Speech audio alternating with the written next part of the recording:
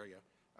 The choice of the method of appointing electors is strictly a state decision. Look at Article 1, where the states are given the power to conduct congressional elections. Very different.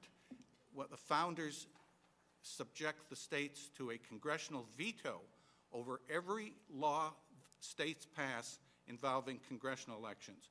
There is no corresponding congressional oversight or veto in Article 2 concerning the state power to award presidential elector votes. As for changing to districts, just briefly, that would make a bad system worse. There's only about 41 presidentially competitive congressional districts in the country out of 435 seats. So 9 out of 10 Americans would be left out of the race for president, whereas now only 4 out of 5 Americans are left out. It would not guarantee that the candidate with the most votes wins.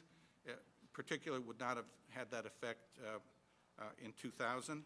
It doesn't make every vote equal, and it would create a system where instead of going around to 9 battleground states, the presidential candidates would go around to 40 or so battleground congressional districts. He says the laws haven't changed because the majority want it. Majority doesn't. We've taken polls in many states, usually around 75%. 66% favor a change among Utah Republicans. The public doesn't like this system. It makes no sense. It makes no sense that 4 out of 5 Americans are left out.